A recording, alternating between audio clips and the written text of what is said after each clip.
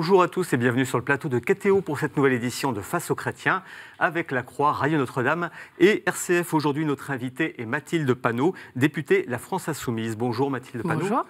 Vous êtes née à Tours en 1989 et vous êtes l'un des nouveaux visages de l'Assemblée nationale. Il y a tout juste un an, vous avez été élu dans la 10e circonscription du Val-de-Marne, le fief communiste de Maurice Thorez à Ivry. Mais vous avez remporté cette élection donc face à une candidate La République En Marche, ce qui, vu le contexte de l'époque, n'était pas gagné d'avance. Vous faites partie des 17 députés membres du groupe La France Insoumise, une formation politique que vous avez rejoint après vos études à Sciences Po Paris et un début professionnel dans le monde associatif au service des habitants des cités sensibles d'Île-de-France. Vous serez interrogé dans cette édition de Face aux chrétiens par Corinne Laurent pour La Croix. Bonjour. Par Louis Dauphren pour Radio Notre-Dame. Bonjour. Et par Romain Mazneau pour RCF. Avant de passer en revue l'actualité de la semaine, une question plus personnelle, puisque votre visage n'est pas encore familier de tous les téléspectateurs et auditeurs. Quelles sont les racines de votre engagement politique? C'est une histoire familiale? C'est une vocation à Sciences Po? C'est pas tellement une histoire familiale, même si dans ma famille, au sens large, il y a beaucoup de gens engagés, notamment en milieu associatif, mais c'est d'abord un refus devant la misère extrêmement présente en France, dans un pays aussi riche qu'est le nôtre. Et donc, depuis mes 18 ans, en fait, je suis engagée en association, particulièrement dans ce qu'on appelle les quartiers populaires, parce que je refuse qu'il y ait des telles inégalités dans un pays aussi riche que le nôtre. Voilà, vous avez notamment, je crois, été à TD Carmonde. Vous avez pendant pratiquement 10 ans. À Tours et à Paris? Non, du coup, j'ai commencé à Nancy, ensuite j'en ai aussi à Berlin, à Paris, enfin voilà, donc j'ai fait à différents endroits avec des bibliothèques de rue parce qu'il y a beaucoup d'enfants qui n'ont un accès au livre qui est seulement un accès de contrainte si ça se passe pas très bien à l'école et que les parents ne lisent pas pour plein de raisons. Donc il y avait un rapport de plaisir au livre avec ces bibliothèques dans la rue, et puis des universités populaires, du théâtre de l'opprimé, enfin beaucoup de choses sur la dignité des gens en fait. Eh bien, on va y revenir. Pour commencer cette première partie de Face aux chrétiens, une question de Corinne Laurent, La Croix. Oui, vous êtes députée depuis un an. Quel bilan tirez-vous de cette première année de vie parlementaire? Est-ce que trop de textes sont examinés? Je ne crois pas que c'est tellement la question qu'il y ait trop de textes, parce que si c'était des textes qui engageaient la transition écologique, qui faisaient le partage des richesses, nous serions d'accord pour avoir beaucoup de textes. Le problème qu'on a avec cette première année de mandat, c'est de se rendre compte à quel point nous sommes dans une 5e République, avec un gouvernement qui décide de tous les textes pratiquement qui sont menés à l'Assemblée nationale, et que l'Assemblée nationale n'a pratiquement plus de pouvoir. En fait, nous sommes pris pour une chambre d'enregistrement, avec en plus une majorité pléthorique pour La République En Marche, où très concrètement, on méprise complètement les arguments des parlementaires d'opposition, on méprise ce qu'en disent les associations, les professionnels, etc. Et un des exemples qui était quand même frappant, c'est au moment où il y avait eu le texte de loi, le projet de loi sur les violences sexistes et sexuelles. Il y avait une grande controverse sur l'article 2, et notamment avec une tribune qui a été faite par la Première ministre des Droits des Femmes, par des pontes d'aide des femmes, d'aide aux victimes associatives, etc. Et Marlène Schiappa, la seule chose qu'elle a réussi à nous répondre, c'est « vous jouez le jeu des agresseurs ». Et c'est quand même, en termes d'argumentaire, problématique, en fait. Donc, en fait, ce n'est pas tellement le problème de texte, mais c'est le fait que le pouvoir des parlementaires n'est pas aujourd'hui respecté et qu'on en arrive dans un rythme où, en fait, concrètement, on demande à des gens d'être des surhommes et des surfemmes et de passer les jours et nuits dans l'Assemblée. Et nous, ce n'est pas notre conception de la vie politique et de la vie publique. Une question de Romain Mazneau pour RCF. Emmanuel Macron a réussi à installer le match entre lui et Jean-Luc Mélenchon. Jean-Luc Mélenchon, aujourd'hui, il est perçu par beaucoup de Français comme l'opposant numéro 1. Mais est-ce que ça suffit? Est-ce qu'il n'est pas temps, à présent, de rassembler plus largement au-delà de la France insoumise? Alors ça, c'est ce qui se fait déjà. On a eu déjà le 5 mai avec la fête à Macron, on a eu les marées populaires, et on voit bien... Ça n'a pas été un vif succès. Ah si, quand même. Si. Il n'y a jamais eu de manifestation aussi grande sous le mandat de Macron, avec 280 000 personnes dans la rue, 200 villes dans lesquelles... Voilà. En totalité, sur l'ensemble des villes de France. Oui, mais alors ça, c'est intéressant de voir qu'à chaque fois qu'on fait une manifestation, à chaque fois... eh ben, c'est déjà inscrit partout, que de toute façon, c'est un échec. Et nous, ce qu'on essaye de faire avec tout ça, c'est de décloisonner les milieux politiques, syndicaux et associatifs, parce qu'il y a beaucoup de gens aujourd'hui qui ont des raisons d'être en colère contre Macron, parce qu'il y a eu les baisses des APL, la hausse de la CSG, la suppression des contrats aidés. Enfin, il y a beaucoup de gens, en fait, qui ont des raisons d'être en colère contre Macron. Et en fait, ce qu'on fait avec ces grandes manifestations, parce que ce sont des grandes manifestations, avec les grèves qu'il y a un petit peu partout, où ça crispe de partout, c'est en fait de lutter contre la résignation, de dire que nous ne sommes pas condamnés à toujours vivre dans une société où ça irait plus mal, où il faudrait plus se serrer la ceinture, alors qu'on est en train de gaver les riches comme jamais. Donc, nous continuons à fédérer autour de ça. Nous sommes les premiers opposants, certes, mais nous sommes aussi les premiers proposants qui laissons avoir aussi une autre société telle qu'elle pourrait être, qui serait une société inclusive, qui partagerait les richesses et qui serait enfin à la hauteur des enjeux écologiques. Corinne Laurent-Lacroix. Malgré tout, est-ce qu'on ne peut pas objecter que cette convergence des luttes, entre guillemets, demandées par des syndicalistes et des politiques, est-ce que cette jonction des combats syndicaux et des combats politiques n'est pas difficile ou peut-être même contre-productive, par exemple, pour un combat sur la lutte, pour un combat sur la réforme ferroviaire?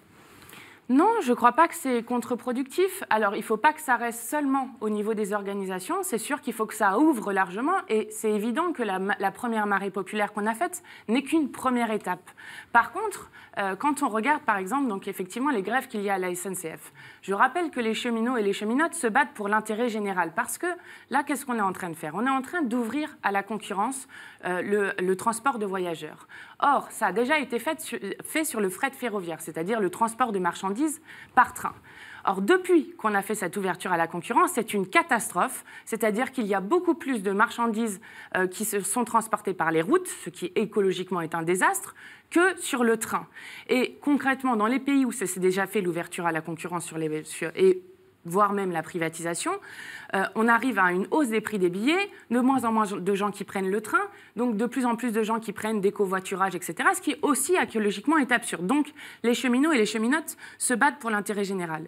Et contrairement à ce qu'on dit, Emmanuel Macron a déjà commencé à céder. Parce que lorsque nous avons vu le texte à l'Assemblée nationale, nous avions proposé un amendement qui propose l'incessibilité de la SNCF, c'est-à-dire pour garantir le fait que la SNCF ne puisse pas être privatisée, comme ça avait été fait, malgré les discours du gouvernement, déjà avec d'autres grandes entreprises françaises.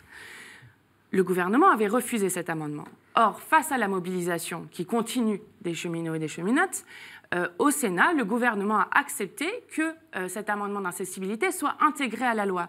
Donc il a déjà reculé sur des choses et nous pouvons les faire reculer sur d'autres. Mais pour reprendre la question de Corinne Laurent, cette idée de convergence des luttes, vous y croyez vraiment? Parce que pour l'instant, on n'a pas l'impression que ça prend. Certes, il y a une mobilisation, vous l'avez dit, de 280 000 personnes en France, mais on n'a pas l'impression tout de même qu'il y ait, on l'a vu avec les universités, les étudiants finalement n'ont pas réussi à faire vraiment bouger les choses. Donc entre le monde universitaire, le monde de la SNCF, le monde des banlieues, le monde associatif, tout ça ne converge pas. Ça ne converge pas encore à la hauteur de ce qu'il faudrait. Mais nous sommes sur des manifestations qui sont quand même des manifestations d'ampleur. Et quand on voit que ça craque absolument de partout, Emmanuel Macron devrait être inquiet. Parce que lorsqu'on regarde, dans mon département, dans le Val-de-Marne, il y a 168 fermetures de classes. Ce qui veut dire concrètement que des enfants de maternelle vont être 32 par classe, plus avec le non-remplacement des professeurs, ils vont pouvoir monter jusqu'à 36, 37. Donc, il y a des luttes aussi sur les hôpitaux. Avec des suicides de soignants, avec des conditions où on installe en fait de la maltraitance de gens. On voit bien ce que ça a fait, la mobilisation qu'il y a sur les EHPAD, par exemple. Il y a la sélection à l'université. Donc il y a énormément d'endroits où ça bouillonne. La question de savoir exactement par quel biais ça va prendre et par quel biais on arrivera à faire reculer Emmanuel Macron, nous ne la connaissons pas. Mais en tout cas, nous tenons notre rôle, et notre rôle, c'est de permettre aux gens de s'organiser, de proposer une sortie par le haut, et nous la tenons. Et je ne crois pas qu'il faut induire le fait que nous n'arriverons jamais à battre Emmanuel Macron. C'est faux, il a déjà cédé sur des choses, il cédera sur d'autres et il devra arrêter de faire cette stratégie du choc qui détruit absolument toutes les vies quotidiennes d'une majorité de nos concitoyens au profit d'une minorité qui sont les plus riches. Louis Dauphren, Radio Notre-Dame. Sur la sélection à l'université, vous soutenez les blocages et ce qui s'est passé dans les facs en général ? Oui.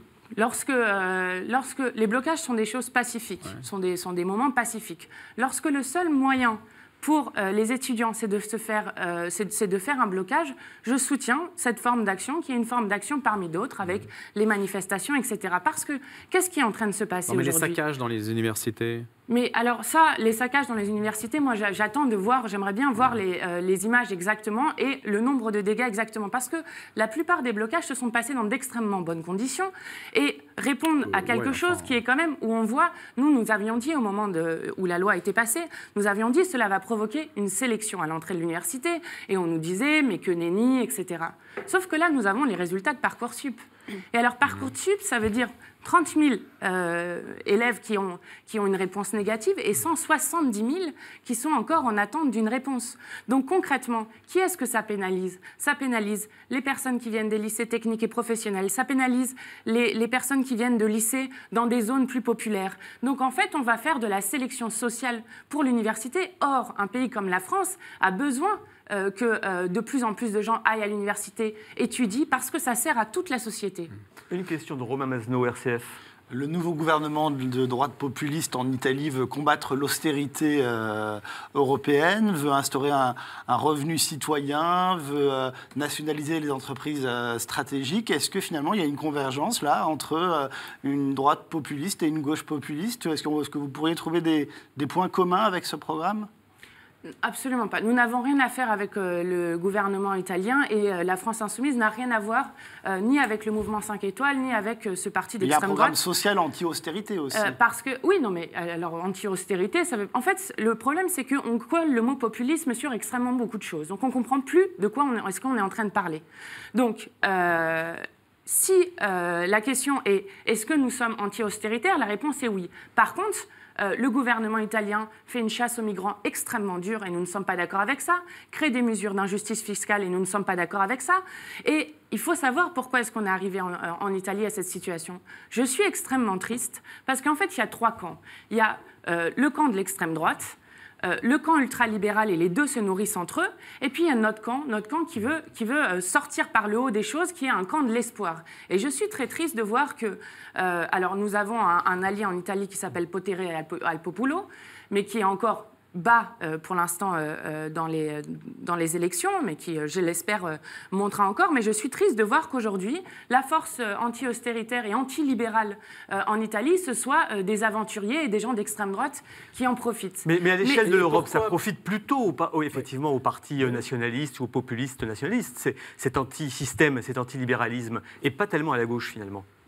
Ça dépend du contexte des pays. Lorsque vous regardez Podemos en Espagne, le Bloco au Portugal, la France Insoumise qui est quand même une force qui monte à des endroits. Mais en fait, la question c'est, nous avons une Union européenne qui nous dit tout le temps, nous sommes une Union européenne qui protège. Or, pour les peuples du Sud, pour les Espagnols, pour les Italiens, l'Europe qui protège, elle s'est concrétisée par des pays qui ont été les cobayes de l'austérité. Elle s'est concrétisée pour les jeunes notamment par la précarité, le chômage et l'exil, et avec en plus, vous vous rappelez Juncker qui disait en 2015, alors qu'il était président de la Commission, qui disait « il n'y a pas de démocratie en dehors des traités ». Ce n'est pas possible en fait de continuer avec une Union européenne qui crée ce genre de choses. Donc la seule manière de contrer l'extrême droite et de contrer cette montée de l'extrême droite qui existe, c'est d'avoir une ligne qui est claire, qui est anti-austéritaire pour le coup, qui demande que ça soit une Europe démocratique, qui fasse de l'harmonisation fiscale et sociale et qui soit à vocation gouvernementale. C'est ce que nous avons créé avec la France Insoumise, c'est ce qui se crée en ce moment en Allemagne avec Die Linke qui est en train de créer aussi un mouvement type France Insoumise. Et donc, ça ouvre de l'espoir en Europe. Une dernière question, cette première partie de Corinne Laurent, La Croix. Toutefois, pour lutter contre l'extrême droite au niveau européen, est-ce que la France insoumise, toute seule, à gauche ne peut pas tout. Vous préparez votre propre liste pour les élections européennes. Est-ce que des ouvertures sont possibles? Vous comprenez que si vous avez une liste France Insoumise, une liste Parti communiste, une liste écologiste génération, le mouvement de Benoît Hamon, la gauche éparpillée ne peut pas créer un mouvement contre l'extrême droite. Nous sommes à vocation majoritaire. Nous voulons faire appel au peuple, refonder le peuple. C'est pour ça que nous proposons la constituante, donc le fait de réécrire la Constitution et de refonder sur un pacte politique le peuple français. Donc, il y a un dégagisme extrêmement fort, d'ailleurs qu'on voit aussi en Italie, il y a un dégagisme extrêmement fort aujourd'hui en Europe, et on l'a vu nous aussi aux élections de 2017. On a vu que François Hollande, Nicolas Sarkozy, François Fillon, donc, ont tous été éjectés, et il y a une crise de confiance dans les partis politiques de manière globale. Et donc, dans la liste que nous avons proposée, il faut rompre avec cette idée de vieux monde que si on agrège des forces de gauche, eh ben, les gens nous suivront comme par magie. Non, c'est sur un programme clair que les gens nous suivront. Et sur la liste européenne que nous avons proposée, avec un processus inédit, des gens tirés au sort qui ont fait la liste des personnes à sélectionner, une phase de contribution et de remarques, puis un nouvel examen avec un ordonnancement de la liste et un vote par tous les militants de la France insoumise. Et dans cette liste, la moitié ne sont pas encartés. Et bien ça, c'est aussi rompre avec cet ancien monde. Très bien, Mathilde Panot, merci. Nous marquons une première pause dans cette édition de Face aux chrétiens. Nous nous retrouvons dans un court instant. À tout de suite.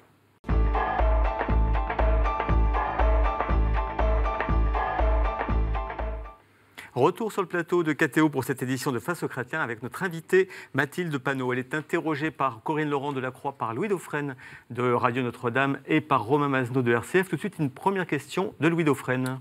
Je voulais revenir justement à cet aspect de la sélection que vous combattez et savoir un petit peu comment vous voyez les choses, parce que moi, je n'ai pas le sentiment que Parcoursup favorise la sélection, mais peut-être que je me trompe, mais expliquez-nous alors, dans ce cas, quel est votre point de vue ? Pour nous, ça favorise la sélection pour la bonne et simple raison que, concrètement, la manière dont sont sélectionnées les choses, évidemment, on nous dit le tirage au sort n'était pas juste avant. C'est vrai. Sauf que, concrètement, la manière dont sont faites les choses, c'est que, selon les lycées où vous venez, vous aurez un accès à l'université qui va être différente. Et c'est sûr, nous verrons le nombre de gens qui vont rester sur le carreau par la suite. Mais parce que pourquoi en arrive-t-on à cette situation ? Parce que le nombre d'étudiants a augmenté, qui sont en âge d'aller à l'université. Et au lieu d'augmenter les moyens, en fait, vu l'augmentation du nombre d'étudiants, les moyens par étudiant ont baissé. Or, ce qu'il fallait faire, c'était mettre des moyens pour faire accéder massivement une classe d'âge à l'université et faire ainsi que nous ayons une jeunesse formée qui puisse ensuite profiter à l'ensemble du pays. Sans débouchés particuliers, parce que l'université ne faut pas forcément nous avons des débouchés à proposer, justement. Et nous avons des débouchés à proposer qui sont autrement plus intéressants que celui que nous propose le gouvernement Macron. Et notamment, il nous faut faire des formations massives dans tout ce qui va être transition écologique. Parce que la transition écologique peut créer 900 000 emplois. Et nous avons besoin d'avoir de la recherche qui se fait, de la formation qualifiante qui se fait sur cette transition écologique. Vous vous rendez compte que nous sommes le premier espace maritime en Europe et que nous n'avons pas une seule éolienne en mer. Nous avons un retard considérable qui est notamment dû à l'entêtement à rester dans le nucléaire, sur lequel d'ailleurs le gouvernement est en train de reculer sur des engagements qui avaient été pris dans la loi. Et donc nous allons injecter encore 100 milliards dans le nucléaire, 9 milliards dans Areva et EDF, etc., dans la catastrophe de l'EPR, et c'est tout l'argent qu'on ne met pas dans la formation, dans le développement des énergies renouvelables, et c'est extrêmement dommageable. Une question de Romain Masneau, RCF. Alors, à propos d'écologie, justement, la loi agriculture et alimentation ne comprend pas l'interdiction du glyphosate. Pour vous, c'est la victoire des lobbies, de la FNSEA, etc. Oui, c'est un scandale. C'est un scandale parce qu'il faut remonter l'histoire du glyphosate.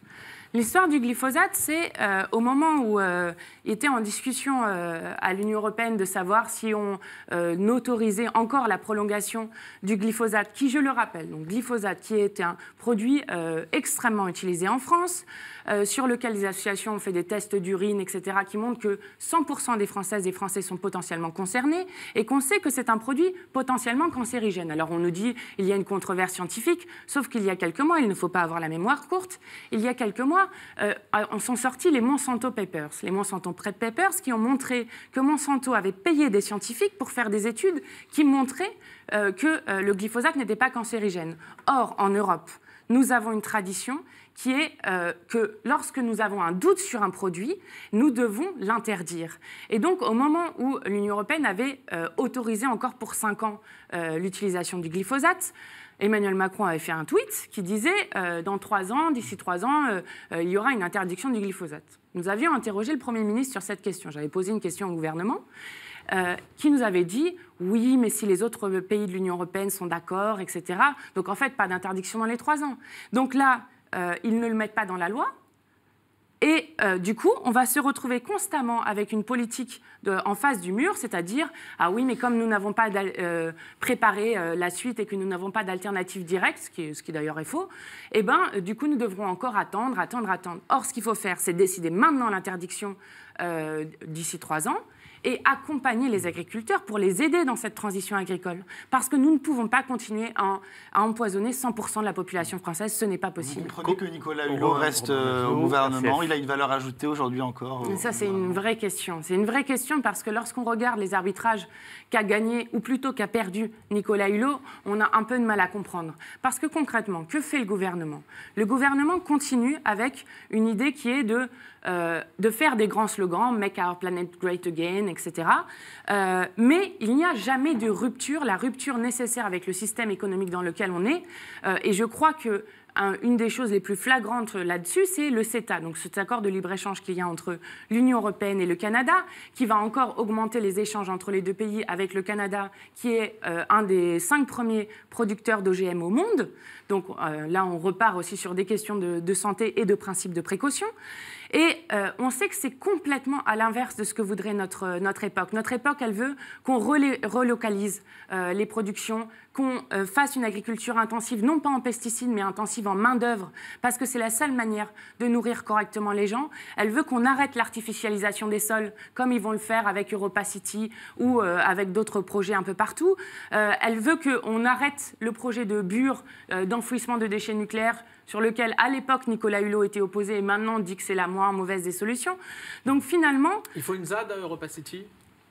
En fait, ça dépend ce que vous avez appelé une zone, mais en fait, il y a déjà un collectif de citoyens qui s'organise depuis longtemps contre ce projet, qui a fait un projet alternatif qui s'appelle Karma, avec du maraîchage, de la formation de l'agriculture biologique, etc. Nous avons sur notre territoire déjà 9,4% du territoire qui est artificialisé, ce qui a des conséquences qu'on voit d'ailleurs assez souvent. Lorsque vous avez des crues, etc., c'est aussi parce que nous avons trop bétonné et c'est en train de s'accélérer. Parce qu'en ce moment, on est à un département de taille moyenne tous les 7 ans qui est bétonisé. Donc. Et qu'est-ce qu'on fait des déchets nucléaires si on ne les enfouit pas, si on ne les enterre pas ? Il n'y a pas de plan B pour l'instant. Il y a des alternatives qui sont proposées notamment par des scientifiques qui montrent qu'on pourrait, par exemple, penser à les mettre en subsurface ou en surface pour pouvoir les surveiller pendant les centaines de milliers d'années, parce que ce qui se passe avec le fait de les mettre en profondeur, et c'est notamment l'IRSN qui a alerté sur cette question, c'est qu'il y a un risque d'incendie sous terre et donc de fuite radioactive. Et je pense que les territoires ruraux ont d'autres vocations que de devenir des poubelles nucléaires. Une question de Corinne Laurent, Lacroix. Oui, comment fait-on pour interdire le diesel, qui est un autre problème environnemental important ? Alors, la question du diesel est une question effectivement importante. C'est pour ça que nous ne voulons pas seulement agir sur des petits bouts, par le petit bout de la lorgnette, mais réfléchir à la manière dont nous vivons. C'est ça, en fait, la transition écologique. Et la transition écologique, elle demande à ce qu'on remette un service du rail qui fonctionne bien et qui soit un service public, avec notamment les petites lignes, les trains de nuit, etc. Elle demande à ce qu'on développe les transports en commun et qu'on arrête avec un aménagement du territoire qui soit absurde. C'est-à-dire qu'aujourd'hui, qu'est-ce qui se passe avec la région parisienne, avec le Grand Paris, etc. C'est qu'on met les pauvres, en fait, de plus en plus loin, avec un centre économique qui est complètement concentré autour de Paris, donc où on fait 1 heure, 1 heure et demie de trajet pour aller à son travail, puis encore la même chose de l'autre côté. Or, si nous voulons réfléchir à ça, qu'on utilise moins la voiture, etc., il faut revoir l'aménagement du territoire pour faire que les lieux de vie et les lieux de travail soient beaucoup plus proches les uns des autres. Donc c'est tout l'aménagement du territoire qu'il faut revoir pour éviter justement que nous ayons un recours à la voiture qui soit abusif. Une question, Romain Mazenot, RCF. le gouvernement réfléchirait à supprimer certaines aides sociales. Est-ce que pour vous, supprimer par exemple la prime d'activité ou l'aide au retour à l'emploi, est-ce que ce serait un casus belli ou est-ce que vous dites qu'il y a quand même peut-être des moyens d'avoir une politique sociale plus efficace, comme dit le gouvernement ? Non, mais moi, je trouve ça incroyable. C'est quand même un gouvernement qui a supprimé l'impôt sur la fortune, qui a supprimé l'exit tax, mais qui, dans le même temps, puisque c'est ça qui est le refrain connu, qui en même temps supprime les contrats aidés, baisse les APL, hausse la CSG, etc., etc. Donc, on prend à chaque fois dans la poche des pauvres pour donner aux plus riches. Et d'ailleurs, on voit bien les études qui montrent que les politiques menées par Emmanuel Macron et son gouvernement profitent largement aux plus riches et beaucoup moins, et d'ailleurs pas du tout, à la grande majorité des gens. C'est même pas les personnes les plus pauvres, c'est la grande majorité des gens. Donc, sur la question que vous posiez, qui était, excusez-moi, les aides sociales. Voilà, trop les aides sociales, c'est quand même un système confus aussi, un maquis. On dit que Alors, beaucoup qu'il y a trop de choses. Sur les aides sociales, il y a des choses intéressantes à faire. Par exemple, lutter contre le non-recours. Parce qu'on parle souvent de la fraude sociale. Vous vous rendez compte que là, sur les chômeurs, quand même, Emmanuel Macron, dans sa prochaine loi, décide qu'il va faire un carnet de bord aux chômeurs. Alors, à chaque fois, il se passe ça, en fait. C'est qu'on individualise un problème pour permettre qu'il ne soit pas vu comme un problème de société. Parce qu'avoir 6 millions de chômeurs dans une société, c'est quand même ça qui est problématique. Et lorsqu'il nous parle des aides qui ne seraient pas efficaces, il faut se rappeler aujourd'hui que nous avons un non-recours aux aides sociales qui est extrêmement fort. Et que c'est ça le problème, beaucoup plus que la fraude aux aides sociales. Et s'il veut s'attaquer aux fraudeurs, moi j'ai une très bonne manière à faire, c'est s'attaquer aux 60 à 80 milliards de fraude fiscale ou d'évasion fiscale qui sont faites chaque année. Donc, si nous voulons faire quelque chose sur les aides sociales, c'est déjà travailler sur le non-recours au droit, et arrêter de stigmatiser les gens, parce que quand on stigmatise les gens, eh ben, ça crée du non-recours, parce que les gens ont honte, parce qu'on leur fait croire qu'ils sont des assistés. À un moment, ce qu'il faudrait réaffirmer fortement, c'est qu'un droit est un droit. Et nous, pendant la campagne présidentielle, et on recommence là encore bientôt, nous avons fait des caravanes pour l'égalité des droits. Des caravanes qui faisaient à la fois de l'inscription sur les listes électorales et de l'information sur les droits sociaux. Je vous assure qu'il y a des gens qui vivent avec 400, 300, 500 euros par mois, qui ont le droit à des aides et qui ne les demandent pas. Ben ça, c'est un scandale républicain incroyable et c'est là-dessus qu'il devrait se faire. Et d'ailleurs, je termine là-dessus. Quand nous parlions du Front National tout à l'heure, j'ai regardé avec attention les quelques centaines de quartiers sur lesquels nous sommes passés en caravane. Eh bien, dans ces quartiers populaires, lorsqu'on regarde ces résultats attentivement, on s'aperçoit que les endroits où le FN stagne ou recule, c'est justement là où nous avons travaillé sur l'égalité des droits. Pas en disant le FN c'est méchant, etc., mais sur l'égalité des citoyens entre eux. Et ça, c'est très intéressant. Une question de Louis Dauphren, Radio Notre-Dame. En fait, sur quoi êtes-vous prête à faire des économies ? Sur quoi ? Ouais. Alors, sur les riches. Alors, par exemple, remettre l'ISF, remettre une fiscalité qui est plus juste. Par exemple, nous proposons qu'au lieu d'avoir les tranches actuelles qui pèsent largement sur les classes moyennes, nous ayons 14 tranches pour que ça soit beaucoup plus juste. Nous proposons d'aller récupérer l'argent de l'évasion et de la fraude fiscale. Nous proposons de toute façon, l'époque est à investir massivement sur la transition écologique, sinon nous n'en sortirons pas. Sur le CICE, par exemple, je suis prête à faire des économies. Regardez Carrefour. Carrefour a eu un nombre d'aides via le CICE, des exemptions fiscales, qui fait qu'aujourd'hui, un foyer imposable a donné en moyenne 44 € à Carrefour. 44 € à Carrefour, vous vous rappelez du pins de Gattaz qui disait 1 million d'emplois, etc. Or, qu'est-ce qui se passe à Carrefour aujourd'hui ?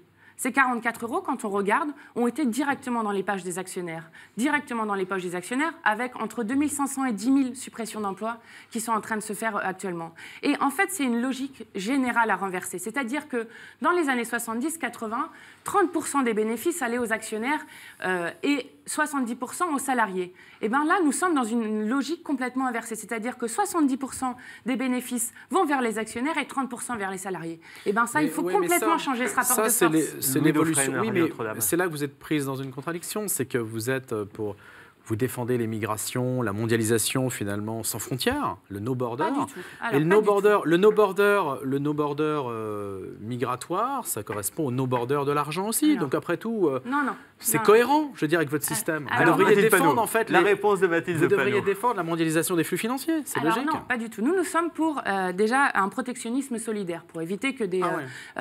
oui, alors je vous explique. Moi, je ne veux pas, par exemple, que des produits arrivant en France à très bas coût, qui soient faits dans des conditions écologiques désastreuses, faits par des enfants, ça on interdirait, et que ça soit taxé quand c'est fait dans des conditions sociales qui sont là aussi inhumaines. Et ça, c'est une manière de relocaliser la production et d'avoir justement une production qui est digne de ce nom. Ça, c'est là-dessus. Je ne suis pas du tout sur la ligne No Borders, nous ne sommes pas du tout sur la ligne No Borders. Ce que nous disons, c'est que la France a une tradition d'accueil et qu'elle doit l'honorer. Nous devons accueillir les migrants qui sont là parce que lorsque nous faisons des politiques telles que le fait en ce moment Gérard Collomb, avec en plus des propos mais d'une indignité sur le benchmarking des migrants, etc. Attendez, je termine sur le No Borders. Donc il faut les accueillir dignement. Et ce n'est pas en les laissant 90 jours dans des centres de rétention, y compris des enfants, qu'on arrivera à quelque chose. Parce que lorsqu'on fait des politiques plus dures, quelle est la conséquence directe? Il y a juste plus de gens qui meurent en Méditerranée et nous en sommes déjà à 40 000. C'est un véritable cimetière. Ça, c'est la première chose. Mais la question n'est pas de dire venez tous chez nous, il n'y a pas de souci, il n'y a pas de problème à ce qu'il y ait des guerres à un endroit, il n'y a pas de problème à ce que le libre-échange détruise les agricultures et les économies. Donc, nous voulons aussi agir sur les causes des migrations pour que tout le monde puisse vivre heureux chez soi. Donc, nous ne sommes pas no borders. Nous disons, lorsque les migrants sont là, eh ben, nous devons agir. Et d'ailleurs, je tiens à dire, et ça c'est un petit peu... Tout le monde dit la même chose. Tout le monde tient ce discours.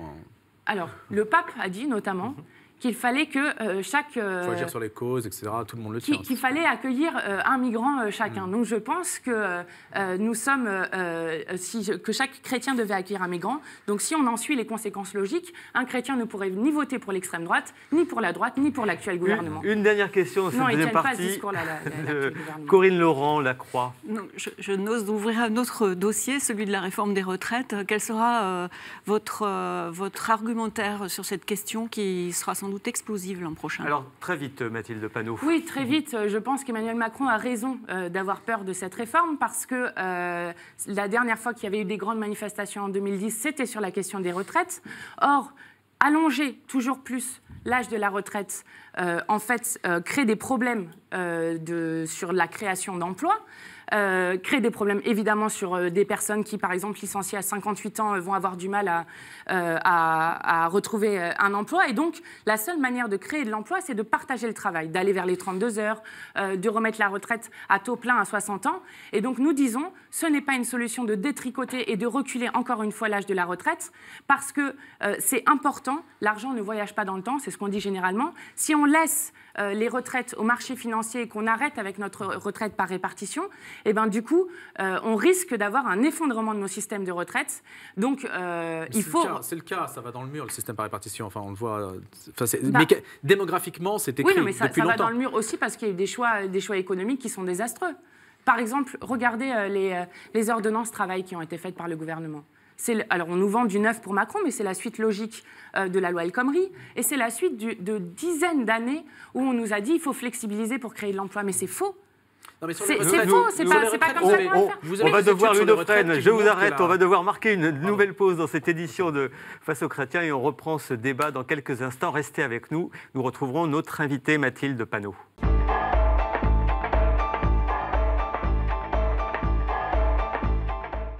Retour sur le plateau pour cette dernière partie de l'émission Face aux chrétiens avec notre invitée Mathilde Panot. Elle est interrogée par Corinne Laurent de La Croix, par Louis Dauphren, Radio Notre-Dame et Romain Masneau de RCF. Et tout de suite, une première question de Romain Masneau. Alors vous avez été engagée longtemps dans les quartiers populaires comme militante associative. Finalement, le plan banlieue de Jean-Louis Borloo n'a pas été retenu, mais est-ce que c'était un bon plan ? En tout cas, le plan Borloo, en fait, au départ, vient d'un cri d'alerte qui a d'ailleurs été lancé depuis Grigny, donc ville dans laquelle moi j'ai travaillé avant. Un cri d'alerte sur l'état et la situation de vie des personnes aujourd'hui qui vivent dans des quartiers populaires. Pour vous donner une idée, donc dans le quartier moi, où je travaillais, SOS Médecins ne veut plus venir dans le quartier depuis 1994. Vous ne pouvez pas vous faire livrer un colis. Les services publics ont déserté. Donc, ce qui reste, c'est l'engagement de gens avec des associations qui essayent d'aider et par solidarité, de faire que tout le monde soit à peu près maintenu à flot. Mais ce n'est plus possible de continuer comme ça. Parce que quand vous êtes un jeune dans ces quartiers populaires-là, rien que le fait qu'il y ait marqué votre adresse sur votre CV fait que vous pouvez oublier votre emploi, en tout cas dans un grand nombre de cas. Donc, en tout cas, le plan Borloo a fait travailler des acteurs ensemble et avait l'avantage de mettre une lumière sur les endroits abandonnés. Et d'ailleurs, je ne mettrai pas que les quartiers populaires dedans, parce que je pense qu'on peut faire un parallèle aussi avec certaines zones rurales, où là aussi, il y a un sentiment d'abandon et de désengagement de l'État qui est extrêmement fort. Donc, il avait le mérite de faire ça. Le plan banlieue n'aura pas lieu. Alors on nous dit, oui, mais ça fait 40 ans qu'on fait de la politique de la ville, ça n'a pas marché. C'est le même raisonnement qu'avec les contrats aidés. Les contrats aidés, ce sont des contrats précaires très bien, nous sommes d'accord. Mais alors pourquoi les supprimer? Pourquoi ne pas les pérenniser? Parce que dans les quartiers populaires, par exemple, la suppression de milieux de contrats aidés, ça veut dire concrètement qu'il y a 26 000 éducateurs sportifs qui ont disparu des quartiers populaires. Je ne sais pas si vous imaginez ce que ça crée socialement de faire disparaître 26 000 éducateurs sportifs. Donc moi, ça me fait rire que Emmanuel Macron dise « Ah, nous allons faire des coachs, 5 000 coachs ». Ah bah oui, mais bon, on a enlevé 26 000 éducateurs sportifs avant, il faut un peu être cohérent. Ça me fait rire qu'ils disent... Enfin, ça me fait rire ou pleurer, je ne sais pas en fait. Oui, et pourtant, les banlieues, il n'y a pas de soulèvement populaire. Les soulèvements, c'était plutôt dans les facs, on l'a vu. Chez les jeunes, ça ne bouge pas trop. Est-ce qu'il n'y a pas quand même un intérêt, une fascination presque dans les milieux populaires pour ce discours de Macron sur être soi-même son propre chef d'entreprise, cette idée du premier de cordée? Est-ce que ce n'est pas un discours qui touche quand même les jeunes de cette génération dans les banlieues? Mais, enfin, un discours qui touche... Rappelez-vous quand même, Emmanuel Macron... Là encore, il faut avoir de la mémoire. Rappelez-vous Emmanuel Macron, à qui on disait que pensez-vous d'Uber, sur lequel nous nous battons contre l'ubérisation du travail. Et il dit il vaut mieux être Uber que dealer pour un jeune de quartier. Je veux dire, à un moment, il va un peu falloir revoir déjà les termes méprisants du président envers... Je vous rappelle que sur les salariés de GAD, il avait dit que c'était des illettrés. Sur les gens du Nord, il y avait eu des... C'est vrai qu'il vaut mieux travailler que d'être dealer. Comment ? C'est mieux que d'être dealer, en fait. Mais non, mais c'est quand même incroyable. C'est quoi l'horizon de société que nous propose Macron ? Lui, il rêve de jeunes qui veulent devenir millionnaires. Moi, je rêve de jeunes qui veulent devenir enseignants, qui veulent travailler dans l'associatif, qui veulent faire de la recherche. Moi, je rêve de jeunes comme ça. Et donc, à un moment, il n'y a pas de fascination. Vous savez, moi, je travaille avec des gens qui étaient...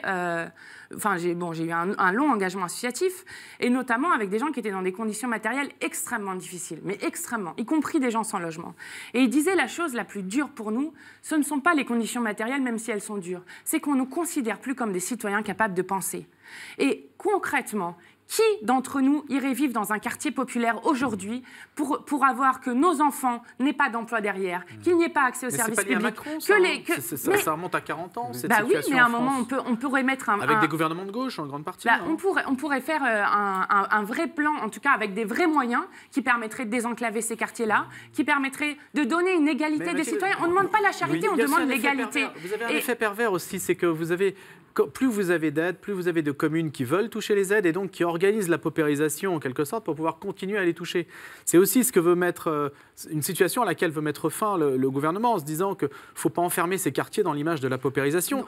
Il y a des flux dans ces quartiers, il y a des gens qui en sortent, il y a des gens qui se débrouillent par eux-mêmes, il y a des gens qui ne veulent pas être enfermés dans l'image du pauvre qu'on assiste. C'est pour ça qu'au lieu de faire un plan de 30 milliards d'économies qui représente plus de la moitié du budget de l'éducation nationale, c'est pour ça qu'il ferait peut-être bien de mettre des moyens dans les services publics. C'est ça que nous on demande, c'est l'égalité des citoyens. Et moi je vous demande en retour, comment justifiez-vous les aides données aux plus riches? Comment? Pourquoi? Il est où le ruissellement? Parce que le ruissellement, pour l'instant, on l'observe beaucoup à l'envers. Une question de Corinne Laurent-Lacroix. Oui, j'allais vous poser la question de concrètement, au-delà du lien social qui peut être fait par les associations, quels sont les moyens de lutter pour régler ces problèmes de mixité sociale et de ghettoisation dans les quartiers populaires? Alors, déjà, il y a énormément de choses, mais Parce qu'en fait, finalement, ça concentre un peu les problèmes qu'on retrouve dans toute la société, mais qui sont particulièrement concentrés dans certaines zones et donc qui rendent la vie impossible aux habitants. Donc, il y a plein de propositions que nous avons faites pendant les présidentielles et législatives et que nous continuons à porter à l'Assemblée. Il y a la question éducative, remettre des moyens dans l'éducation, parce que les CP dédoublés, oui. Voilà, je vais vous en parler. Les CP dédoublés. Par exemple, j'étais à La Réunion pour faire un meeting à La Réunion, et là, je croise une maman. Une maman qui me dit « Ma fille, qui est en CM1, n'a plus de cours d'informatique parce qu'on a pris la salle pour faire le CP dédoublé et le dispositif plus de maîtres que de classe a disparu de la chose. Et surtout, ma fille qui est en maternelle, ils sont 28 par classe. Donc en fait, la question, tout le monde est d'accord avec le CP dédoublé. Je suis d'accord avec le CP dédoublé. Mais je suis d'accord à condition qu'on mette les moyens pour que ça ne supprime pas le dispositif plus de maîtres que de classe, pour qu'on voit la scolarité de l'enfant dans son ensemble. Et sur la question des moyens, par exemple, dans la ville où j'habite à Ivry, il y a une vingtaine d'enfants qui ont besoin d'une auxiliaire de vie scolaire. Et il y a une vingtaine d'enfants qui sont en attente depuis plusieurs mois parce qu'on n'arrive pas à leur trouver une AVS. Donc la question... C'est bien, hein, mais du coup, ça en devient une mesure de communication, en fait, parce que ce n'est pas vu sur toute la scolarité. Donc, par exemple, remettre des moyens dans l'éducation nationale, c'est un truc extrêmement important, parce que c'est une des manières pour les gens de pouvoir s'en sortir. C'est le premier budget de l'État, déjà. C'est le premier budget. L'éducation nationale. Oui, enfin, 50 milliards. Je parlais de la fraude fiscale et de l'évasion fiscale tout à l'heure, 80 milliards. En dépenses publiques, c'est le premier budget de l'État. C'est ce oui, qui est normal. Louis Dauphren, merci. Laissons répondre notre invité. Oui, mais on voit bien. Pas, mais... Ce qu'on voit bien. Vous accepteriez, par exemple, que votre enfant, en 3e année de maternelle, soit 32 par classe en temps normal? Mais il y a des écoles où ils sont à 40 dans le privé. Hein. Ben oui, non, mais moi je vous parle du public. Le public, il doit quand même... Alors, on s'arrête, Louis Dauphren, parce que là, c'est pas un débat mais c'est un débat mais A4. c'est une réalité qu'il faut constater. Vous avez beaucoup de moyens dans le public. Nous devons défendre un système public qui soit accessible à tout le monde. Je suis bien d'accord. Et alors, 32 par classe, à la fois pour les élèves et à la fois pour les professeurs, ce n'est pas possible en 3e année de maternelle. Une question de Romain Mazno, RCF. Est-ce que vous êtes choqué par le fait que l'UNEF ait choisi une femme voilée, Mariam Pouchtou, pour la représenter? Est-ce que ça heurte vos convictions laïques et peut-être féministes, je ne sais pas? Le voile est autorisé à l'université. Donc, elle a tout à fait le droit, puisque c'est autorisé à l'université, de porter le voile. Après, il y a quand même... une neutralité qui doit avoir lieu lorsqu'on est représentant syndical et donc qui fait que j'aurais préféré qu'il n'y ait pas de signe religieux. Mais par contre, je tiens à dire extrêmement fortement que je trouve inadmissible qu'une jeune de 19 ans subisse une violence à ce point-là. Vraiment, je suis effarée par la violence que reçoit une jeune de 19 ans. Et donc je ne comprends pas qu'on prenne plus sa défense sur des questions sur lesquelles elle est fortement attaquée. Est-ce qu'il n'y a pas un changement de génération? Il y avait les militants d'une certaine époque, SOS Racisme, le MRAP et tout ça, qui avaient une vision assez universaliste et puis très féministe aussi des choses. Aujourd'hui, on voit qu'on est un peu plus dans des replis communautaires, identitaires, y compris dans des associations de gauche comme l'UNEF ou comme d'autres syndicats ou associations. En fait, au-delà de ça, il y a une question de fracture de société. En fait, ce qu'on est en train de faire, et ce qui, pour moi, en tout cas selon moi, aggrave Emmanuel Macron, c'est une fracture de société. Et la fracture de société, elle se fait à la fois sur le partage des richesses, où là, on en arrive à des écarts. Vous vous rendez compte que la France est quand même le pays avec le plus de millionnaires en Europe, mais on a 9 millions de pauvres de l'autre côté. Donc il y a quand même un souci sur cette question.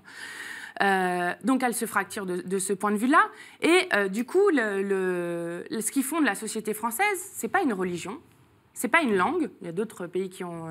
C'est pas tout ça. Ce qui fonde la société française, normalement, c'est notre devise, liberté, égalité, fraternité, et un socle politique. Et ça, je crois qu'aujourd'hui, nous sommes en crise sur cette question. Et c'est pour ça que nous, la manière par le haut dont on souhaite en sortir, c'est justement de faire cette constituante pour que le pouvoir revienne au peuple et qu'on puisse redécider ensemble de comment on vit ensemble. Parce que la politique, c'est ça. La politique, c'est pas quelque chose réservé à une élite politicienne avec des petits arrangements par-ci, par-là. La politique, c'est comment on vit ensemble. Et c'est ça, au sens noble du terme, qu'il faut qu'on défende aujourd'hui. Corinne Laurent-Lacroix. Oui, le gouvernement a ouvert le chantier de réforme des lois bioéthiques. Êtes-vous pour ou contre la PMA ? Je suis tout à fait pour la PMA. Il y a une liberté de conscience dans notre pays, mais la République doit assurer le fait que chacun puisse disposer de son corps, excusez-moi. Et je suis pour la PMA pour toutes les femmes parce qu'aujourd'hui, il y a une inégalité de traitement entre les femmes selon leur orientation sexuelle.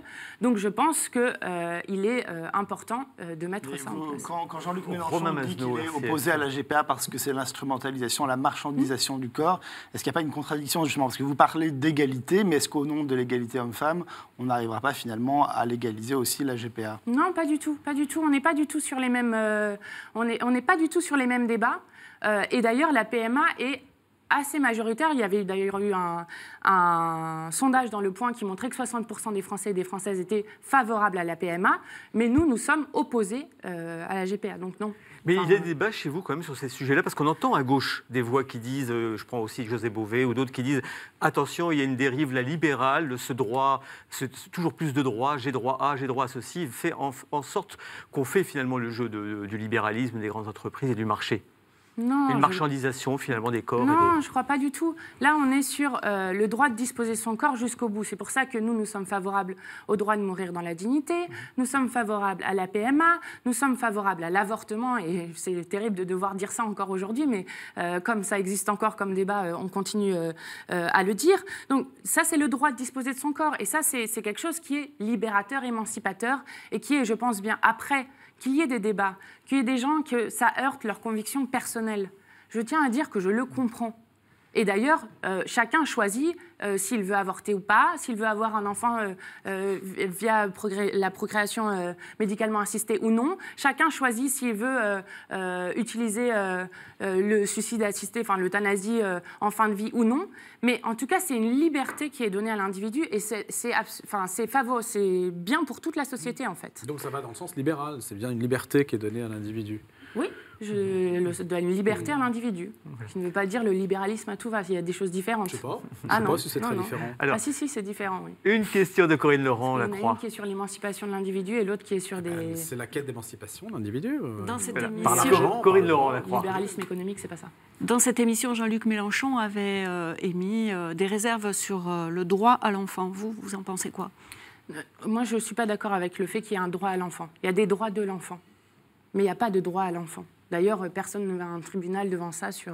Alors comment l'enfant qui va être né par un GPA va pouvoir exercer exercer son droit à connaître son père, par exemple? C'est la liberté de procréer, juste. Oui, mais l'enfant qui sera né, lui, ne connaîtra pas ses origines. Oui, là, vous avez dit une contradiction, parce que si l'intérêt de l'enfant, c'est de connaître les origines de son père et de sa mère, et que la PMA le lui empêche parce que vous avez des donneurs anonymes, comment fait-il pour exercer ce droit? Mais, enfin, moi, je pense que...